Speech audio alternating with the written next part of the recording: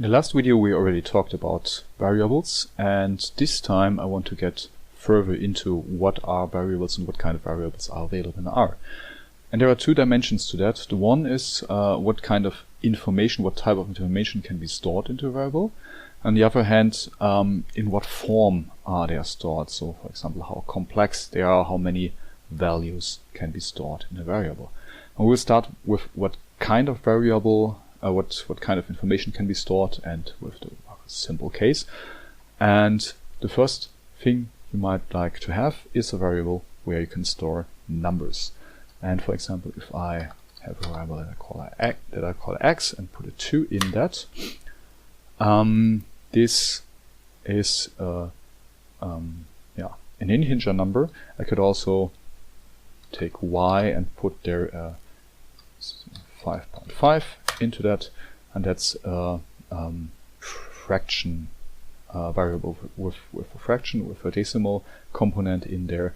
So the variable with a specific accuracy in storing data after the round number. And if I look into the variables here, what kind of how they are named in R, or how they are classified in R, I could use the command type of x, and it returns to me that's a double, although we have put in here a full number, and I could explicitly specify that this should be a full number by putting x as integer of x. And now if I look at type of, it says integer. Now it's explicitly a round number, and whatever came behind the decimal thing here in this variable would have been cut off. We can do the same with that. So I specify x as 2.5. Now it's a double. It has 2.5. I put as integer. I look again, and now it's just 2 because this part here is ripped off when I store that as integer. And the type of y is a double, so it's stored with double precision. Whatever that means, that's not necessary to know now. It just means for us that it's a number with a decimal component to it. So for a statistical program, it's of course most necessary that we can store numbers in variables, but we can also store text in variables. Let's, for example, make a variable where z that I store text in. And then you can see here in the environment there is the text there. And if I look into the variable again, also here you can see text is returned. And it's important that this text, this character informations are fenced by these equation signs, that to make sure that what I type in here is not a variable name, but actually a character string that I would like to store into the variable. If I look to the type of, I can see here that is a character variable. Let's look what kind of class we have. So class is another way of looking into the type of the variable. If I look into the class of x, it's integer again. Of y, now it says numeric, it's a numerical variable, and with that it's also stored here character. And this class later on becomes more important because it just every variable can have an attached class to it, or even multiple, and the results of elaborated functions are often very specific classes that go beyond the basic classes of R. And then with class you can see what kind of information is in there. And you can also use the function str to get an idea about the structure of your variable. So str of set gives me that it's a character variable and it contains this one value here, text. Okay, with these three commands you can get an idea about what's inside of your variable and how it is structured, and especially the structure becomes important if later on we talk about more complicated variables. Next thing we probably would like to see is, so with text, we already stored some text in a variable, but you probably know this from database systems. It's often good to store text in a way that there are only specific possibilities of attributes are there. For example, let's have a burial ground and you want to store the sex of the deceased there, and it usually just falls into male, female and unknown. So there are only three values that this character can take on, and it's for different reasons it might be nicer to have a numerical representation of this value stored and then some kind of lookup table that translates this value, these numerical values, to the actual text value. And that's what is called factor in R. So let's say our cemetery consists of factor m. So I say here that this m should be regarded as factor and stored in this variable here. And now you can see up here that we have a variable of which stores factor with a value stored there with 1 and a lookup table which is called here level, that m equals to 1. And if I open the variable itself, you can see also here I get returned the m and what levels I have in this factor variable. And I also can do as numeric of cemetery, and there I get back the numbers that actually are stored within this variable. But such a variable probably doesn't make too much sense, because usually we would have more dead persons in a cemetery, not just one. Otherwise we wouldn't call that a cemetery. So there must be a way to store more variables in there, and that's probably that's more to the form of storage, but still we will use that here and come back to that later. With the command C I can concatenate different variables, different values into one, let's say, list for now. So if I enter here female, another female, another male, and make the equation the quotation marks right, you can see here that we have cemetery a factor variable with 2 levels, male and female, and here are the numbers that are stored internally. And if I open up the variable here, you can see here cemetery, male, female, and the levels are male and female. So this becomes quite handy if you want to store informations in a structured way, that you have an idea what kind of states the variable can take with the levels, and then the individual states of the different items, the actual states of the different items stored into this list of variables. Okay, last thing, so we had numbers, either integer or double precision, we had text, we had factor variables, and the last thing we need to know for now is our logical values, because you can also save true and false values into a variable, and you can later on use that quite conveniently for selection, for example. I will show that later on. So let's say we have still our cemetery and we want to record if there are burial items in that. So I make a variable burial items, and just record if there are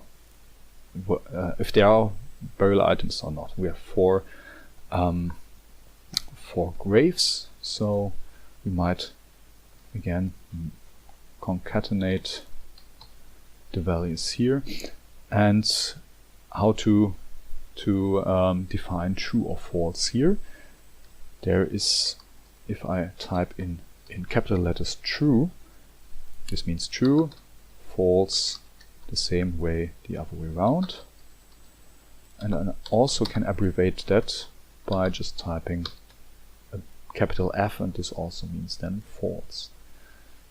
And now you can see up here that my burial items is a logical variable with true and false here. And I also can open that up and I get back true and false. When I use as numeric on that, you might see that the burial items actually equates to 1 and 0. 1 means true, 0 means false, and that becomes quite handy if you want to count, for example, how many graves with burial items you have. You can just make the sum of burial items. Although it's true and false, you can sum them up, and when it's true, it is used in the sum. So with that, we can count quite easily how many true values we have in our variable. Okay, the last thing we need to know for the kind of information that can be stored in a variable is when there is a situation where you have the item for in the data recording, but you couldn't measure a specific value there.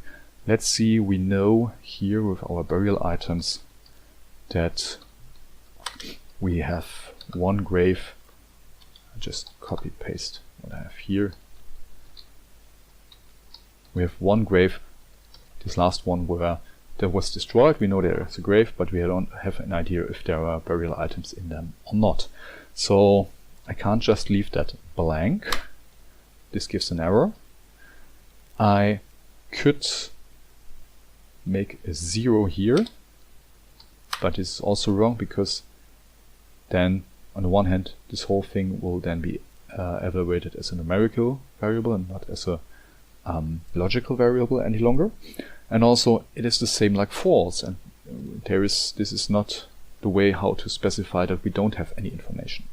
For that there is the specific type of NA, not available, and if I use that, you can see then we have now three types here: true, false, and NA for not available.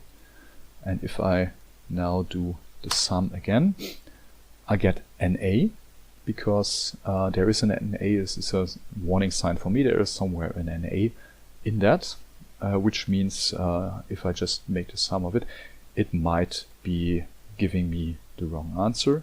So I could use NA RM equals to true as further parameter. And with that, all NAs are excluded before the function is executed. And when I do that, I get 2 here, because we have 2 times true, 1 times false, and 1 NA that is excluded from the calculation here. And the same holds true for numerical values. For example, if I have body height and I have there let's say some numbers,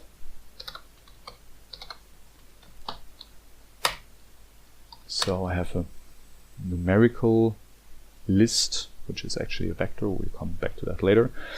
Numerical list here, and if this person was not possible to measure or to calculate body height, I can also put in an NA here and have the numbers and NA.